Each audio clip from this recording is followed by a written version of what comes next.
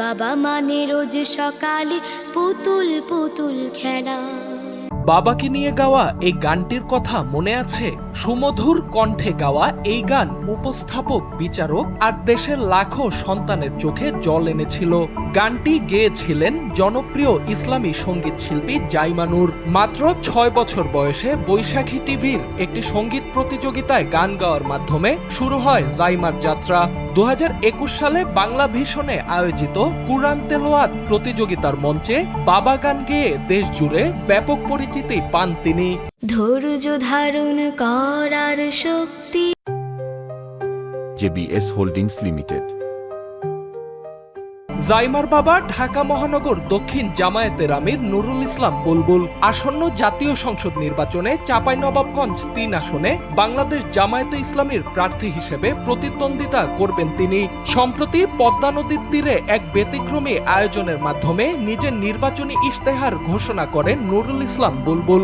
ইশতেহারে তথ্য প্রযুক্তি ও স্বনির্ভর চাঁপাইনবাবগঞ্জ গড়ে তোলার প্রত্যয় ব্যক্ত করেন তিনি। বাবার নির্বাচনী প্রচারণায় পিছিয়ে নেই জাইমাও। খুদে এই শিল্পীর ফেসবুকে ফলোয়ার প্রায় ৬ লাখ। অষ্টম শ্রেণীতে পড়ুয়া জাইমা বাবার সঙ্গে নির্বাচনী এলাকা চষে বেড়াচ্ছেন, ভ্লগ বানাচ্ছেন, আর সেই ভ্লগেই তুলে ধরছেন বাবার ইশতেহারের বিভিন্ন দিক। সম্প্রতি নিজের ফেসবুক পেজে বেশ কয়েকটি প্রচারণামূলক ভিডিও পোস্ট করেন জাইমা। ভিডিওতে দেখা যায় চাঁপাইনবাবগঞ্জের মহানন্দা নদীর বাঁধের পাশে দাঁড়িয়ে কথা বলছেন তিনি। বাবা নুরুল ইসলাম বুলবুল নির্বাচিত হলে মহানন্দা নদীর পার ঘিরে কি কি উন্নয়নমূলক উদ্যোগ নেওয়া হবে সেগুলোই দর্শকদের সামনে তুলে ধরেন জাইমা। নির্বাচনী মাঠে গান নয়, বরং বক্তব্যের মাধ্যমে বাবার রাজনৈতিক কর্মকাণ্ড ও পরিকল্পনা সামাজিক মাধ্যমে তুলে ধরছেন জাইমা নূর।